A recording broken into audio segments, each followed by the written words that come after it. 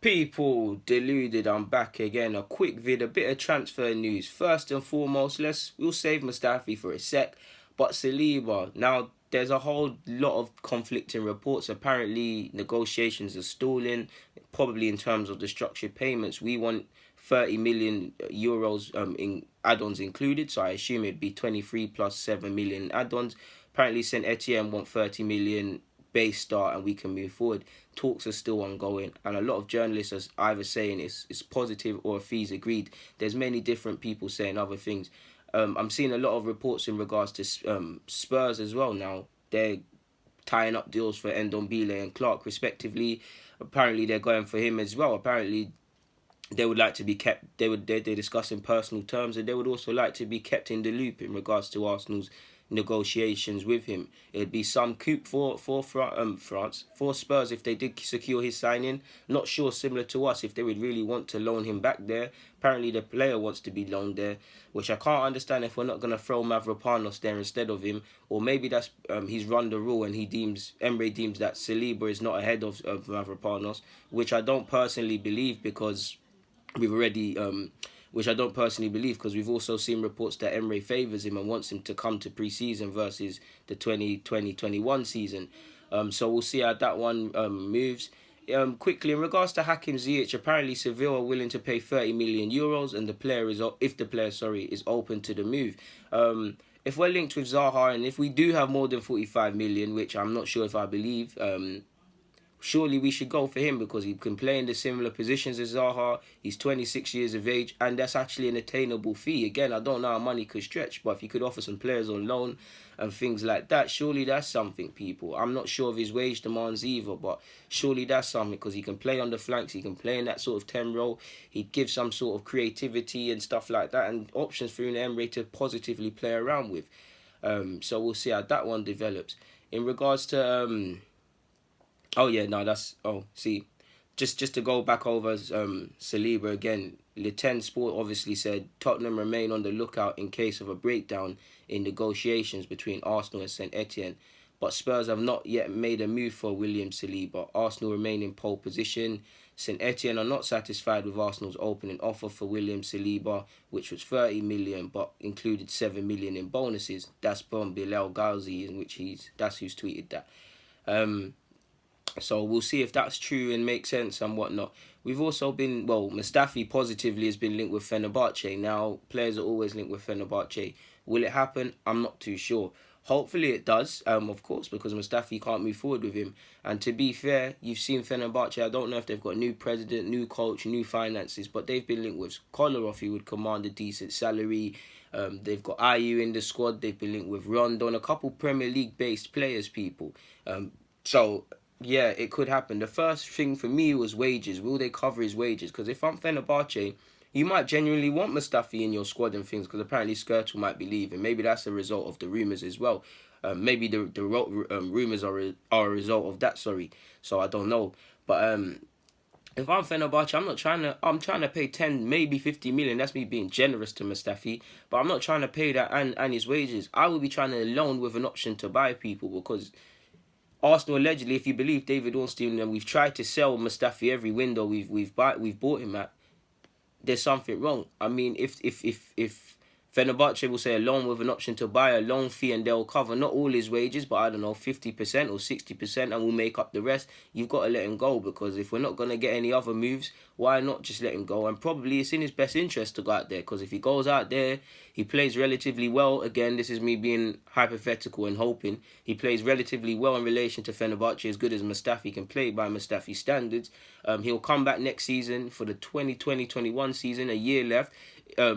Hopefully there's more suitors or people that want to buy him, or maybe he wants to stay.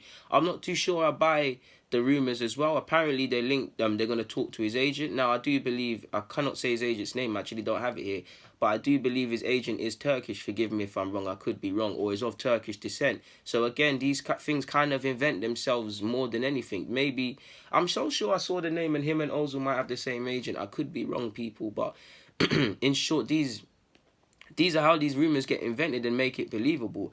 Again, just on the fact that they've been linked with former Premier League players and players at reputable clubs, and they've got a couple Premier League based or ex-Premier League based players in their side, Fenerbahçe, maybe they'd be able to deal with his wages and things. So we'll see how it goes. For me, I think if any club has any glimmer of hope in Mustafi, if you're not going to get him at a basement fee, then it's a loan with an option to buy and just hope they cover his wages, man. But if we... As much as I don't want Mustafi to play any part next season, if I think from Unai Emery's perspective, if you let Mustafi go, if Saliba is signed and Saliba isn't instantly at the squad, then he stays for the next season at St Etienne. Then if another centre-half doesn't come in, which means surely it has to, you kind of press for options, because what?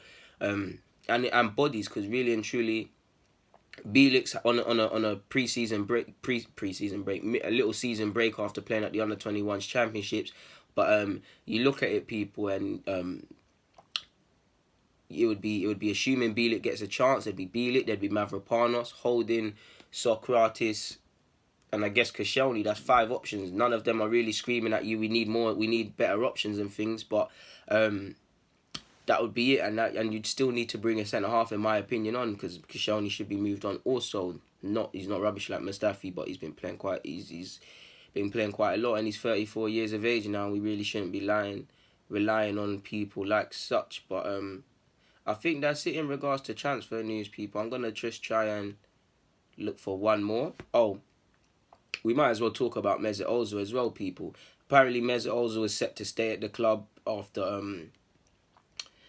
what's the word? He's set to stay at the club, obviously, after having no suitors and his wages and things like that. Obviously, you all saw the leaked Adidas, report and things like that as well. The advert, quite a good advert. Cola's in it, Ozil's in it, legend Ian Wright's in it. There's a couple Aubameyang's in it, Bellerin's in it. It's a good little promotional vid and things like that, and Ozil's in it. Now, we've seen players be in promotional videos and kit launches only to leave their clubs before, so Ozil could still leave. But and again, that video must have been done ages ago, people. So on one hand, the club Adidas might have known that Ozil was staying, but on the other hand, if he really is leaving and it was done in good time, surely the editors and whatnot could edit Ozil out, or there might be an alternative vid where someone's doing Ozil's thing. Again, people, that's just common sense, innit? And Arctis is completely irrelevant, but Ozil is an Adidas athlete. We're marketing Adidas. For as much as people say about Ozil, he is quite marketable. Are we using that? Now, obviously, we're Arsenal Football Club. We'll always sell shirts, and people will buy shirts regardless of if Ozil's in it or Jenkinson's in it. I mean, maybe that's not the best of examples, but could that be a role? We've struggled to move him on, so is it in our interest to just, I guess, because he's one of the only creative players, regardless of if we think it's time to move a lot of these players on, just stay here. Hopefully people write off the wrongs of last season, and he pulls it up. He pulls up his socks and things like that, man. I mean, that probably confirms he's staying. Before I go, I just had a couple of thoughts again to say about Bielik. It's going to be an interesting one for Bielik, because he said he needed a rest after the season at Charlton. He got that. He got a taste for under 23s for first team football, and you can't go back to 23s. He's had a fantastic tournament in relation to Poland at the under 21s. I believe he's going to be in my team at the tournament. He's bound to have had offers already, but he's got a lot to think about. So if you're him, pre-season starting soon for the first team, when is the conversation with Emery going to happen? Because I'm sure if I had to look at it, I'd love him to get a chance, people, but I personally feel it's going to follow the trend of Daniel Marlon, of Jeffrey Adelaide, etc., and he's done at the club, in my opinion, people, and he's going to leave. Because if Emery's giving you sideways messages, you can't afford to deal with that. If Emery says, listen, this isn't Charlton, but you can train, you will get your opportunities, and if you train hard and stuff, and you remain consistent, you have all the right to try and earn a spot in the side. If he's given that positive encouragement, then by all means, I think Bielik will stay. But on the other hand, if he's given sideways messages, he needs to leave, because once you get a taste of it, you want to play.